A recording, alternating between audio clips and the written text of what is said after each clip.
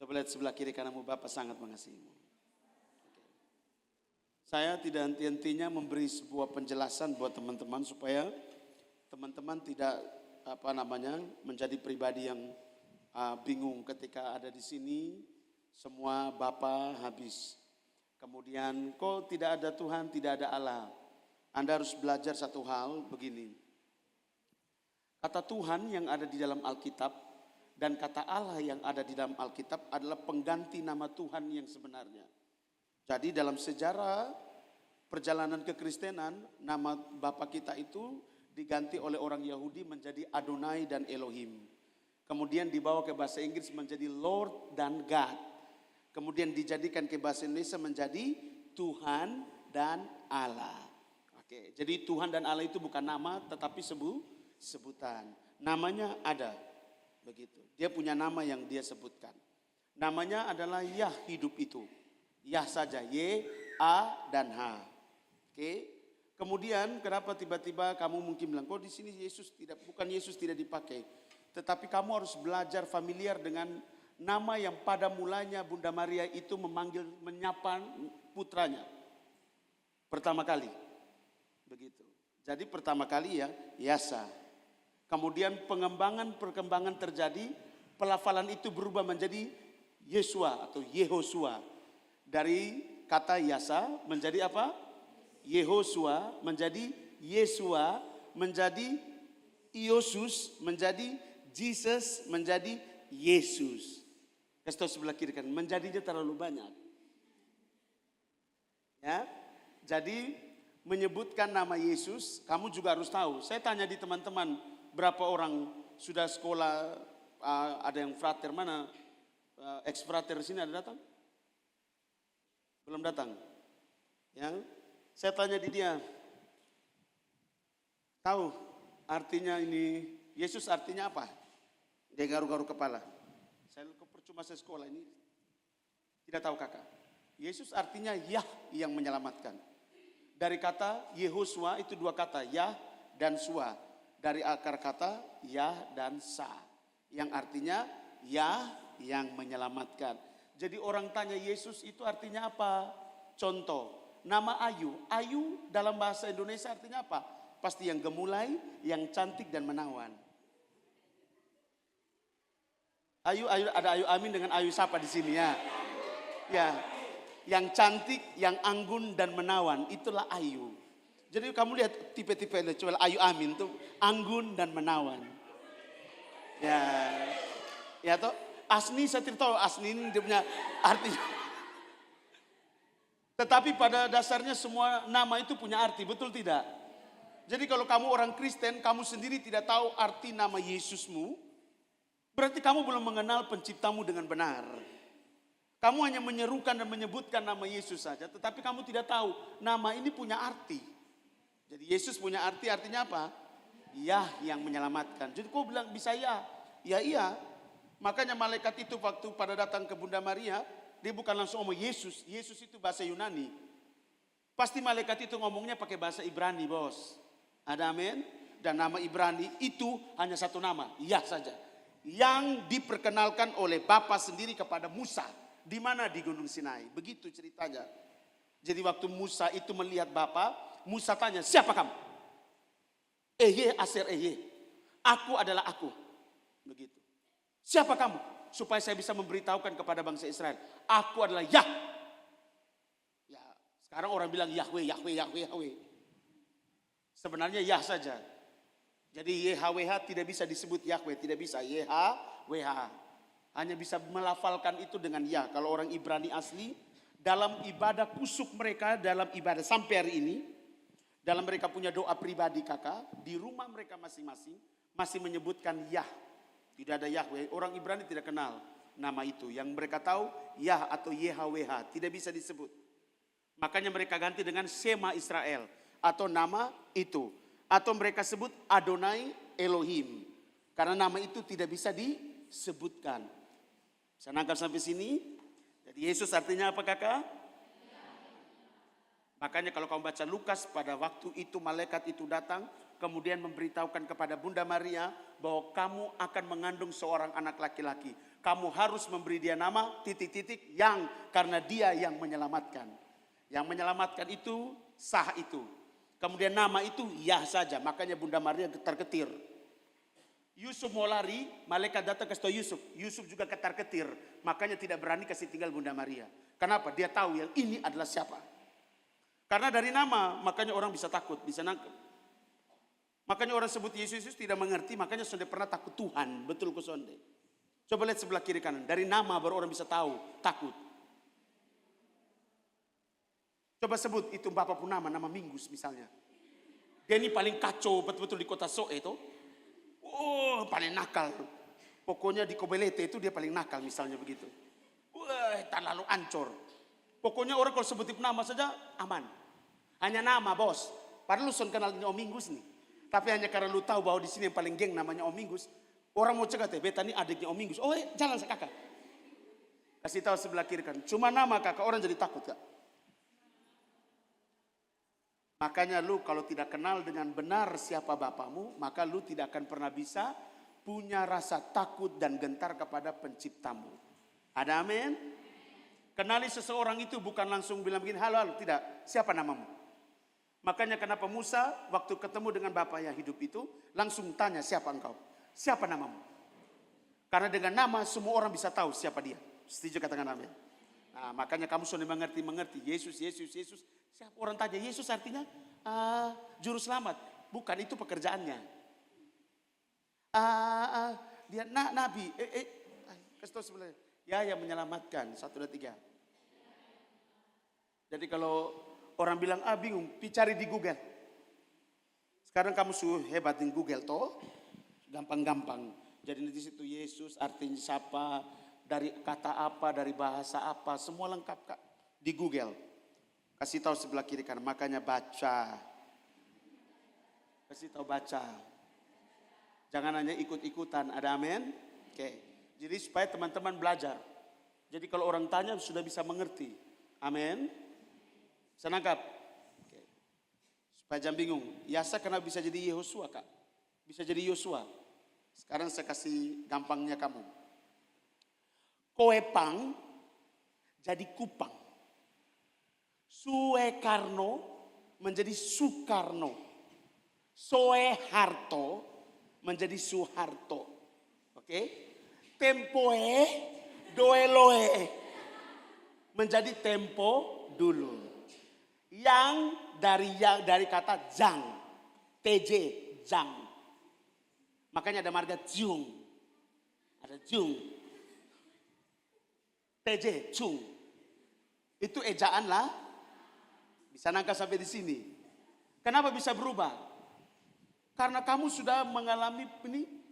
Pelafalan kamu ini kan dipengaruhi oleh kalian punya dialek. Siapa yang menjajah kamu? Siapa yang menjajah kamu? Belanda. Fontaine itu bahasa Belanda bos. Escarobis itu bahasa Belanda. Forok itu bahasa Belanda. Tetapi masuk ke Kupang jadi bahasa Timor. Forok.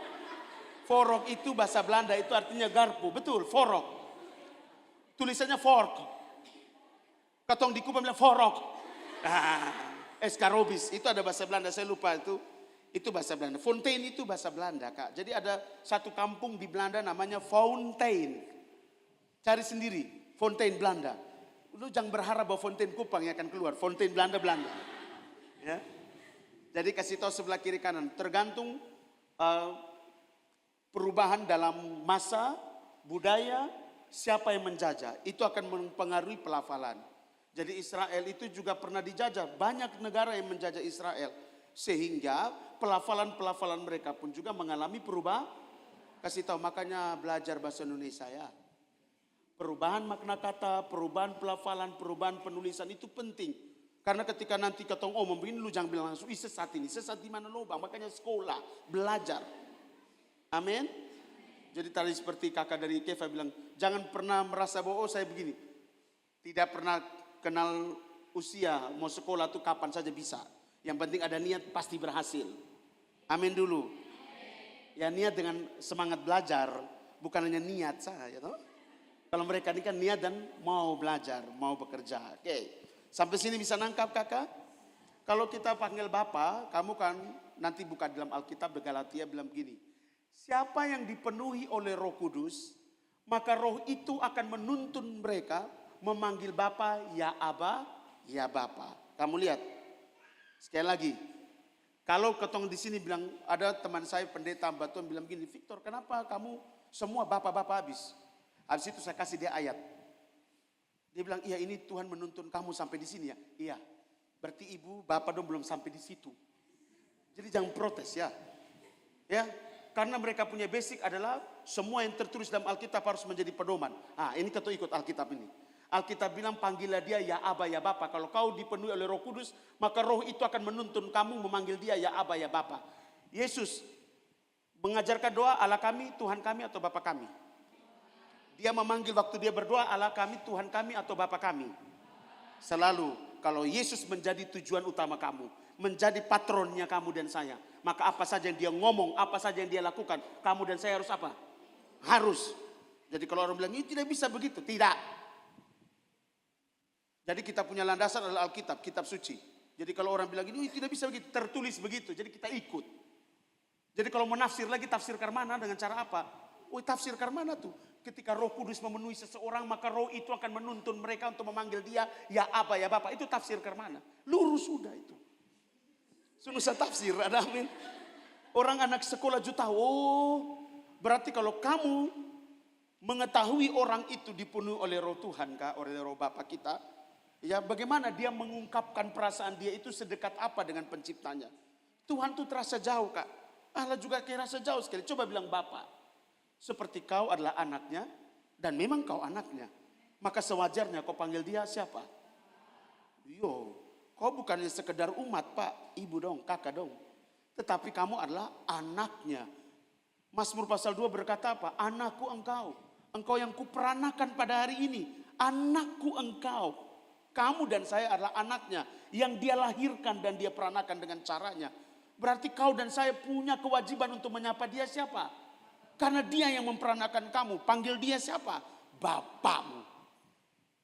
Tahu sebelah kiri. Jadi jam pakai otak ya. Kasih tahu, pakai otak. Oke. Sampai sini bisa nangkap? Oke, itu saja kita sudah makan 15 menit. Saudara, minggu lalu saudara belajar satu hal yang begitu sangat amat penting. Tentang kehidupan banyak orang yang harus melalui beberapa fase yang sudah dikerjakan oleh kita punya Bapa ini di Golgota. Oke, lihat saya saudara. Adakah yang masih mengingat apa yang dikatakan oleh sabda Bapa minggu lalu? Di dalam Matius pasal 26, coba Anda lihat ayat yang ke-34 atau 35 berkata, bahwa begitu sangat sedih hatiku dan susah sekali, sedih sekali, mau mati rasanya. Tinggallah di sini dan berjaga-jagalah dengan aku di sini ya. Sudah dapat? Oke, ayat 38. 2, 3. Lalu katanya kepada mereka, hatiku sangat sedih, seperti mau mati rasanya. Tinggallah di sini dan dengan aku. Terus baca di bawah sampai habis. 2, 3. Maka ia maju sedikit, lalu sujud dan berdoa. Katanya, ya, dia bilang apa situ? Bapak atau siapa? Ya, jadi kita ikut dia. Ya Bapakku, jikalau sekiranya mungkin, biarlah cawan ini lalu daripadaku. Tetapi janganlah seperti yang ku kehendaki, melainkan lanjut terus. Setelah itu ia kembali kepada murid-muridnya dan mendapati mereka apa? Sedang tidur. Dan ia berkata kepada Petrus, tidakkah kamu sanggup berjaga-jaga 1 jam dengan aku? Terus berjaga-jagalah dan berdoalah supaya kamu jangan jatuh ke dalam pencobaan. Roh memang penurut, tetapi lanjut terus. Lalu ia pergi untuk kedua kalinya dan berdoa katanya, ya Bapakku, jikalau cawan ini tidak mungkin lalu, kecuali apabila aku meminumnya, jadilah kehendakmu. Lanjut. Ia mendapati mereka apa? Sebab mata mereka apa? Sangat berat, mengantuk parah artinya. Terus. Lalu pergi dan berdoa untuk dan Sesudah itu ia datang kepada murid-muridnya dan berkata kepada mereka, tidurlah dan istirahatlah. Lihat, saatnya sudah tiba bahwa anak manusia diserahkan ke tangan. Bangunlah, marilah kita pergi. Dia yang menyerahkan aku sudah. Oke, saudara, Anda perhatikan ini ayat. Saya akan menyambung dari beberapa minggu yang lalu dengan satu hal yang penting, pertanyaan yang ingin saya tanyakan buat teman-teman. Kenapa Petrus dorang bisa tidur? Padahal kita punya Bapak ini sudah ngomong. Yasa kita ini, Yesus kita sudah ngomong. Hatiku sangat sedih. Mau mati? Tinggallah di sini. Berjaga-jagalah di sini dengan aku. Dia yang ngomong. Dia suruh tinggal di sini. Berjaga-jaga dengan saya di sini. Kenapa dia ngomong begitu? Kamu lihat di ayat-ayat yang tadi kamu baca. Dia bilang gini. Berdoalah dan berjaga-jagalah supaya kamu jangan jatuh dalam berbagai macam pencobaan. Sebab daging itu lemah. Roh itu memang penurut, tetapi daging itu lemah. Ingat. Berarti ada sesuatu pesan, message di situ yang penting untuk kamu pahami. Bahwa yang diinginkan oleh Bapa kita adalah apa? Tinggal di dalam Dia. Berjaga-jaga bersama dengan Dia. Di dalam apa? Di dalam doa yang bertalu-talu. Supaya apa? Engkau mampu menaklukkan dirimu sendiri. Katakan sebelah kiri kananmu. Harus bisa berjaga-jaga dengan Dia, di dalam Dia. Harus tinggal di dalam Dia. Kuat, 1, 2, 3. Harus. Kalau tidak, semua kita ini pasti jatuh di dalam berbagai macam pencobaan. Sudah pasti. Siapa yang kuat di luar Bapa? Coba saya tanya. Siapa yang kuat menghadapi dunia dengan segala keinginannya yang sedang lenyap ini? Gila kak. Tidak ada orang yang kuat mampu menghadapi dunia ini. Tidak ada. Oh saya aman-aman. Kalau lu hanya cuma dalam lubung rumah. Orang yang hanya cuma tidak bergaul dengan siapapun. Hanya cuma dengan ruang lingkup dia punya keluarga saja. Ruang lingkup dia punya rumah. Apakah bisa jatuh? Bisa. Kok handphone ada? Dia cuma punya pikiran yang salah juga. Itu tetap dosa. Kasih tahu sebelah kiri kananmu. Mau lu sembunyi dimanapun juga tetap ada peluang untuk lu melakukan sebuah kesalahan dan dosa. Oke. Lihat saya. Pertanyaannya.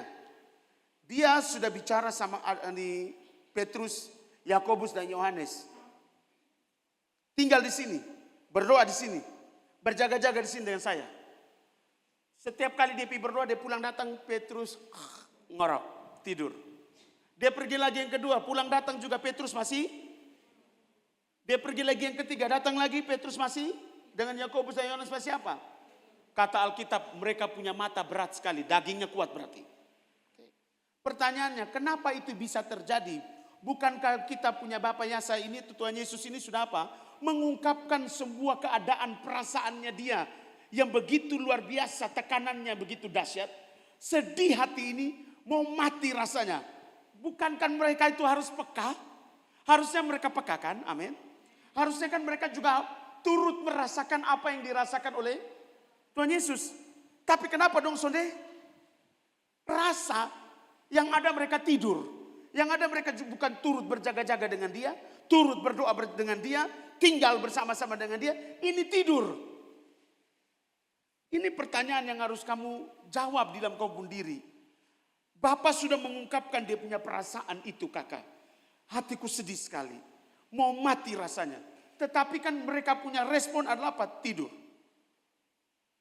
Apa yang membuat itu terjadi kak? Berapa banyak di antara kamu dan saya. Ketika dia menjamah hati kamu. Tetapi kamu masih mengeraskan hati kamu. Seberapa di antara kamu di sini. Ketika dia bicara di dalam hati kecil kamu. Untuk tidak. Tetapi kamu masih mengeraskan kamu punya hati. Kamu tidak mempedulikan suara hatimu. Kamu tidak peduli dengan bisikan-bisikan yang ada di dalam hatimu. Yang saya tahu itu Roh Kudus. Yang saya tahu itulah hikmat dan pengertian daripada Bapa yang menuntun kamu. Supaya kamu tidak melahirkan dosa. Tetapi kamu lebih condong kepada hal-hal yang duniawi. Yang mengenakan daging. Seperti Petrus, Yakobus dan Yohanes lakukan di Taman Getsemani. Yang harusnya mereka juga berjaga-jaga tinggal dengan dia. Harus merasakan apa yang dia rasakan. Tapi ini manusia tiga ini mewakili manusia. Yang sudah Bapa ini turun menjadi manusia. Firman itu pada mulanya adalah firman. Dan firman itu bersama-sama dengan Allah. Dan firman itu adalah Allah. Ayat 14 dalam Yohanes pasal 1 berkata, firman itu telah menjadi manusia. Ini dia sudah turun jadi manusia. Sama seperti Anda dan saya. Menyatakan dia punya perasaan bukan lagi pakai kiasan. Menyatakan dia punya perasaan bukan lagi pakai gambaran-gambaran. Bukan lagi pakai hukum. Tapi diri dia langsung ngomong. Tapi ini manusia memang benar-benar tidak mengerti, tidak bisa nangkap perasaan Bapak ini, tidak pernah menangkap, tidak bisa menangkap. Berarti ada something di situ. Nangkap sampai sini? Ada yang menghalangi, ada yang membuat mereka itu tidak bisa menangkap. Ada berarti, namanya selubung. Katakan selubung. Selubung itu begitu kuat. Ini dia firman yang telah menjadi manusia, kakak. Ada di hadapannya mereka, kakak. Astaga. Tetapi mereka sendiri, ini firman yang jadi manusia saja, mereka tidak bisa nangkap perasaannya dia. Sekarang saya tanya, kau ini tidak pernah lihat ini firman jadi manusia? Betul kok Sondi? Berbahagialah kita yang tidak melihat tetapi, yes, kita disebut berbahagia bos. Kita tidak lihat dia tapi kita percaya. Nah sekarang kita punya percaya ini harus apa? Berarti kita betul-betul ada bermasalah di sini. Kalau di dalam kitab perjalanan hidup tiba-tiba begini, ayo amin, berdoa. Ayo hanya tarik nafas, lanjut kerja. Bukan tarik nafas kok langsung masuk doa. Ayo devosikan ayo ini Katolik ya, Islam Katolik ya, Islam dan Katolik ya. Jadi dia setengah. Kalau yang di Ibu Sari itu Islam, ya. Jadi Ibu Sari bilang, Sari, sholat. Ya toh? Jadi Ibu Ayu, Ayu hanya lihat kiri kanan, hanya bulu badan berdiri, lanjut kerja.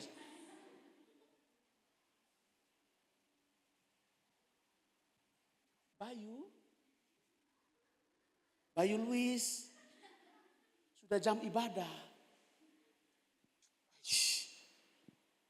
Sengaja alasan kantor itu biasa begitu toh. Sengaja di rumah mandi lama. Masih gosok kiri, gosok kanan. Masih setrika pakaian, cuci pakaian. Lihat, di hati sebelah ibadah. Kakak, tanpa ketong sadar tuh ketong sedang mengeraskan ketong pung hati. Seperti Petrus, Yakobus dan Yohanes yang sudah tahu ungkapan perasaannya Bapa sedemikian rupa. Tetapi mereka punya respon tuh tidur, Kak. Mereka tidak turut berjaga-jaga dengan Bapa. Mereka tidak turut berdoa dengan Bapa. Tapi mereka apa? Tidur. Ini sudah dengan firman yang jadi manusia, Pak. Kakak dong. Ini kita ini tidak lihat ini firman yang jadi manusia. Jadi kita punya tantangan itu lebih fresh, Pak. Kalau mereka ini di mata biji. Tidur, Pak. Apalagi kau yang tidak dapat lihat sapa-sapa. Kasih tahu semaput. Bukan tidur, itu pingsan. Betul kok Sonde? Lu Sonde sadarkan diri. Lu bikin lu pendiri buta, tuli. Coba lihat sebelah kiri kanan. Belum buta betul-betul, belum tuli betul-betul. 1, 2, 3. Hati-hati. Eka. Kan Eka pun kantor kan banyak setan toh. Jadi dia pikir ini suara setan. Padahal ini suara Tuhan. Eka. Berdoa Eka, ini aku. Hah? Ini siapa? Eka fokus kerja cepat-cepat langsung pulang. Tutup buku langsung pulang.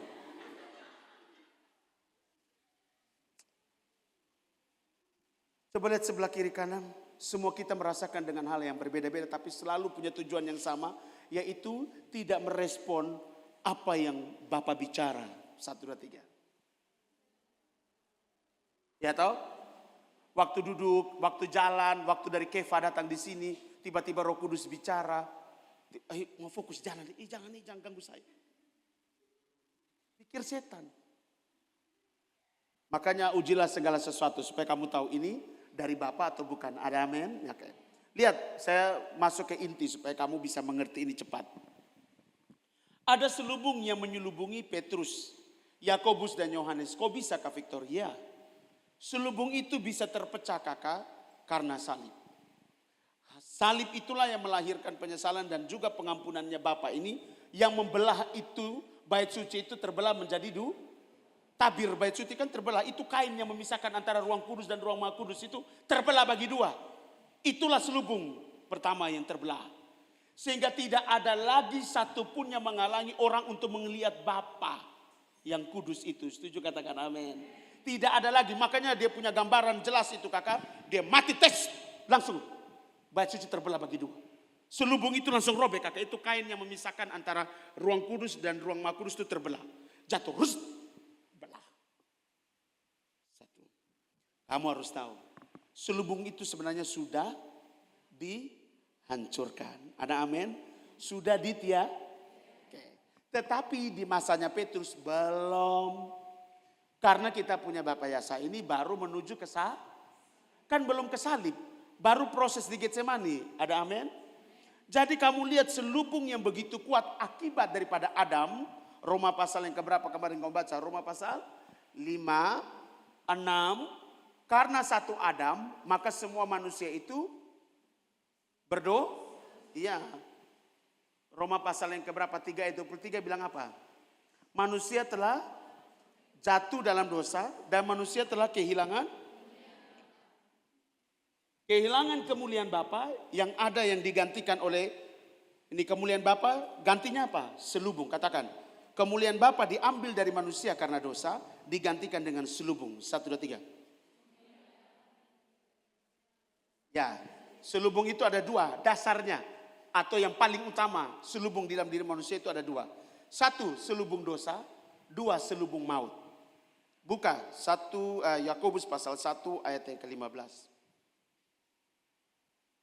Jadi kalau kamu mau tahu dosa itu terlahirnya dari siapa? Setan yang buat dosa atau manusia yang melahirkan dosa? Manusia atau setan? Manusia. Jadi jangan kasih tahu bilang ini gara-gara ini Tuhan uji saya. Tidak ada. Kita baca dari ayat berapa itu? Ayat yang ke-13 coba ya, 14, 13 coba. 2, 3. Apabila seorang dicobai, janganlah ia berkata, pencobaan ini datang dari Allah. Sebab Allah tidak dapat dan ia sendiri tidak. Jadi jangan bilang oh ini pencobaan dari Tuhan. Soalnya ada ke Alkitab bilang tidak. Sebab Bapa kita tidak mencobai siapapun. Tetapi manusia itu dicobai oleh dirinya sendiri. Lihat ayat 14. Tetapi tiap-tiap orang dicobai oleh siapa? Keinginannya sendiri. Karena ia dipikat oleh apa? Jadi keinginannya itu menjadi penyebab. Ayat yang ke-15. 2, 3. Dan apabila keinginan itu telah dibuai, ia apa? Dan apabila dosa itu sudah matang, ia melahirkan apa? Kamu lihat, ada dua. Yang membuat manusia itu tidak bisa menangkap sinyalnya Bapa, tidak bisa menangkap perasaannya Bapa, tidak bisa menangkap keinginan dan kemauan dan kehendaknya Bapa, itu karena ada selubung. Selubungnya itu apa? Selubung dosa. Selubung dosa dan selubung maut. Terlahir dari apa? Keinginan manusia itu sendiri. Jangan bilang ini gara-gara setan ini. Tidak kak, lihat Alkitab bilang. Dan apabila keinginan itu telah dibuai, ia melahirkan apa kakak? Dosa, selubung. Ketika dosa itu menjadi matang melahirkan apa? Maut. Kamu lihat kalau selubung. Ini satu selubung kak. Selubung itu kan yang menutupi kepala. Selubung menutupi kepala, katakan. Semua kan kita punya kehidupan ini kan di mata, di telinga, di pikiran. Pikiran sama dengan di hati kak, itu sama. Jadi kalau selubungnya tutup begini. Beta masih lihat, besong masih lihat. Tapi setiap kali kau punya keinginan datang lagi, satu lagi muncul. Satu lagi tempel. Terus setiap kali keinginan itu lu buai, dosa terus tempel kakak. Sampai setebal usiamu sekarang berapa? Misalnya ada yang sudah 30 tahun. Hitung dari 12 tahun sampai 30 tahun. Orang kan hitung, manusia itu dihitung akil balik itu umur 12 tahun. Artinya dia pun dosa sudah dimulai hitung itu umur 12 tahun. 12 sampai 30 berapa tahun? 18 18 tahun itu tidak ada dosa yang kau buat? Hidup bersih. Atau ada tidak dosa? 18 tahun dia pun dosa setebal apa? Sama seperti ada satu rumah yang tidak pernah ditinggal. Dia punya orang tidak pernah tinggal di itu rumah. Badai datang, hujan datang, gempa bumi datang, ini apa namanya? Gunung meletus. Sekarang saya tanya, selama 18 tahun itu rumah tidak pernah dilihat. Apa yang tinggal di itu? Jangan bilang setan dulu. Abu, debu, tingginya sekaki begini karena vulkanis toh. Semua yang disebut dengan debu. Kata mau masuk juga, kata sudah lihat jelas ini rumah nih. Rumput-rumput, daun-daunan, semua pohon-pohon sudah tumbuh di tengah kamar-kamar. Kakak lihat, selubung itu seperti itu kakak. Selama engkau 18 tahun hidup kakak, seberapa kuat dan seberapa tebal selubung yang menempel di lubuk otak. Seberapa kuat selubung yang menempel di lubungnya pikiran, di lubung mata, di lubung hati. Seberapa tebal coba saya tanya. Makanya Petrus sebelum ketemu Yasa kita Tuhan Yesus ini, dorang bikin apa? Penjala manusia. Dong hidup jujur. Dong hidup betul. Dong hidup benar atau tidak? Bapak panggil dari orang-orang yang tidak ada apa-apa. Bapak panggil mereka dari orang sederhana yang hidupnya ya orang Yahudi, jadi hidup sesuai dengan itu. Apa yang itu ikut? Apakah dong sungguh-sungguh? Belum tentu kak. Makanya masih ada masih ada apa kakak? Kasih tahu sebelah kiri kan ini selubung pempakariang ini bikin kau jadi bodoh. 1, 2, 3. Selubung buat juga Petrus makan puji. Mau bela-bela Tuhan toh? Betul ke sonde? Siapa yang tangkap dia? Siapa? Ambil parang, kemudian langsung lapis seorang hamba dari Imam Maltus. Potong telinga. Kasih tahu sebelah kiri kanan. Kalau subuta itu diam. Kalau sudah tuli itu diam. Duduk kok berdiam di hadirat Bapa supaya selubung itu terpecah. Setuju katakan amin. Kakak ini selubung ini tebal. Kau usia berapa? Selubung dosa setiap hari lu buat dosa. Setiap hari lu pikir salah dosa. Setiap kali lu bikin ini salah dosa. Lu omong salah saja dosa. Ini bukan dosa kecil dosa besar. Mau ada dosa kecil kok dosa besar semua tetap dosa bos. Ini dosa tipis kak. Tidak ada selubung. Pokoknya namanya keinginan dibuai lahirnya apa? Selubung. Kasih tahu sebelah kiri kananmu. Lu lebih menuruti lubung keinginan daging, selubung semakin tebal. 1, 2, 3. Kalau selubung semakin tebal, buta tuli tidak? Buta dan tuli. Makanya sudah dikasih tahu perasaannya dia, Petrus sonde gubris bos. Petrus anggap biasa-biasa sah. Tidur malahan. Karena mata berat sekali. Kesan ada rasa peduli. Tidak ada rasa merasakan hal yang sama seperti Yasa rasakan. Kenapa? Sekarang Kak Victor tanya jujur angkat tangan. Atau taruh hanya angguk saya begini. Seberapa di antara kamu yang sering sekali tidak gubris ketika dia bicara sama kamu lewat hatimu? Senyum-senyum saya tahu itu kau. Kasih tahu sebelah kiri kananmu. Kalau kau seperti itu, kau harus tahu bahwa kau pun selubung itu tebal. 1, 2, 3. Jangan berpikir di sini berdoa tiap hari di menara doa. Habis itu lu pikir lu selubung su hancur. Pikir seberapa banyak lu ada di hadirat Bapa. Atau lu masih pikir pinggang sakit, beta pun kaki sakit. Pinggang sakit tapi berjalan. Pinggang sakit tapi kalau laki datang semangat. Pinggang sakit hilang. Kita sudah ngomong siapa-siapa tapi yang merasa diri bertobatlah. Ya toh Ima, betul tidak Ima? Sebentar sakit sedikit. Kak saya minta maaf saya tidak bisa hadir. Tapi sebentar sudah onesu. Sebentar Baitos bilang gini saya jemput. Yes. Kakak otomatis artinya yang memberi kesembuhan itu adalah jalan-jalan. Yang memberi kesembuhan itu adalah baik tua yang siap mempersunting dirinya. Sebentar mulai raba-rabi hidung sengaja flu. Omong kosong. Flu sedikit tidak mau beru. Ya toh? Ada yang bilang begini, saya lagi bantu kakak doa, ada pasang seng di rumah. Pukul-pukul seng, ada sorong-sorong balok nih kakak. Padahal dalam hati ini sudah kepingin mau berdoa. Sudah kepingin mau untuk ibadah. Tetapi karena perasaan dengan dipung kakak, lebih daripada perasaan dengan Tuhan. Kan dia sudah tahu perasaan Bapak itu seperti apa. Karena makanya dia sudah peduli dengan Bapak. Dia lebih menghargai manusianya daripada pencipta. Padahal ketika dia mengasihi Bapa dengan segenap hati, dia tahu cara mengasihi sesama dengan benar. Setuju, katakan amin. Jadi mari teman-teman di sini, sadari dulu, ini hari kamu belajar tentang kesadaran diri, bahwa di dalam kita pun diri, kenapa kita jadi orang Kristen tapi tidak mengalami pertumbuhan.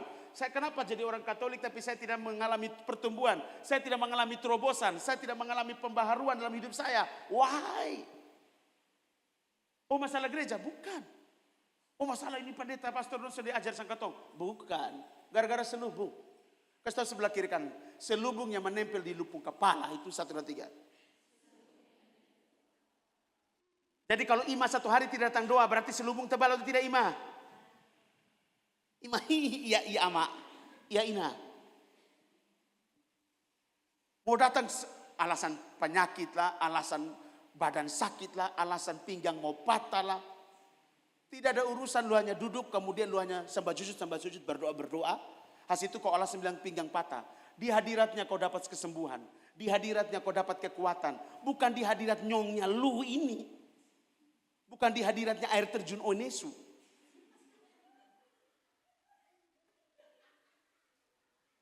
Kasih tahu sebelah kiri kan, bertobat. Ngomong kuat. Bertobat bukan lihat saya, kamu lihat diri kalian. Kasih tahu sebelah kiri kan, bertobatlah. Amin. Jadi hari ini belajar tentang kesadaran, tentang apa Semakin kau tidak respon suara yang dalam hatimu untuk berdoa, berarti selubung kamu tebal tidak? Semakin kau tidak taat untuk beribadah, semakin kuat tidak selubung itu. Semakin kau tidak kuat untuk berdoa, semakin kuat tidak selubung. Semakin kuat itu selubung. Semakin tebal itu selubung. Nah, minggu depan baru kita belajar tentang meruntuhkan selubung. Amin. Tapi ini hari kau sudah menyadari sudah. Gila ya. Ini yang bikin beta pemalas nih ternyata selubung ini. Ingat, selubung itu lahir dari mana? Jadi kalau kau respon kau punya keinginan, maka selubung semakin tebal. Respon keinginan semakin tebal. Ingat, jika keinginan itu dibuahi, maka lahirlah. Jika dosa itu menjadi matang, maka lahirlah maut. 2 itu kak. Keinginan dia punya kuncinya. Kalau kau hidup dengan keinginan dagingmu, selubung semakin tebal. Ikut keinginan daging semakin tebal. Ikut keinginan mata semakin tebal. Ikut keangkuhan hidup semakin tebal. Semakin tebal, semakin tebal. Kasih tahu sebelah kiri kananmu. Bertobatlah. Mari kita buka yang terakhir 2 Korintus pasal 3. Ayat yang ke-14. Ini kalau sudah selubungnya kuat sekali, kamu bisa melihat apa yang terjadi kak. 2 Korintus pasal 3 ayat yang ke-14. Sudah dapat katakan amin? 2, 3. Tetapi pikiran mereka telah menjadi tumpul. Sebab sampai pada hari ini selubung itu masih tetap. Jika mereka membaca perjanjian lama itu tanpa disingkapkan, karena hanya Kristus saja yang dapat. Sampai hari ini kakak, selubung itu masih terus mengikat banyak orang. Sekalipun Tuhan Yesus ada. Makanya dia bilang hanya Tuhan Yesus saja yang bisa menyingkapkan. Nah, bagaimana kau bisa tahu Tuhan Yesus menyingkapkan kalau lu sendiri tidak tinggal dengan dia, lu sendiri tidak berdoa dengan dia, lu sendiri tidak berjaga-jaga dengan dia. Makanya pulang ke rumah kamu masing-masing, rubah cara hidup kamu. Lebih banyak tinggal dengan dia. Setuju katakan amin. Lebih banyak kamu berjaga-jaga dengan dia. Lebih banyak kamu berdoa dengan dia. Ada amin dulu. Iya, ayo come on. Jangan terlalu banyak di luar, amin. Pulang kerja bukan pergi keluyuran. Pulang kerja doa. Baca Alkitab. Sharing firman Tuhan. Jangkau banyak jiwa. Setuju katakan amin. Bukan lupi duduk kau tengah. Sopi dulu. Oke, lanjut. Coba lihat sebelah kiri kananmu. Ayo. Usahakanlah supaya selubung itu keluar dari hidupmu. Bersama Bapak Yasa, Tuhan Yesus, kamu pasti bisa. 1, 2, 3. Amin. Amin. Semua sudah siap? Sekarang sudah sadar ya, ini satu poin langkah awal nih. Sudah sadar nih, yang bikin beta bodoh dan Tuhan ini gara-gara selubung nih. Ini selubung juga bukan dari setan, ini dari beta pun diri sendiri nih. Ini gara-gara keinginan nih. Keinginan daging, keinginan mata, keangkuhan hidup. Ini kurang ajar satu nih. Bikin beta suak. Harus marah. Jangan lu bilang ini, daging, kuasailah diriku. Jangan. Mata, tidak bisa begitu ya. Ada amin teman-teman? Kasih tahu sebelah kiri kanan. Kalahkan keinginanmu, maka engkau akan membongkar selubung dalam dirimu. 1, 2, 3. Mari tundukkan kepala.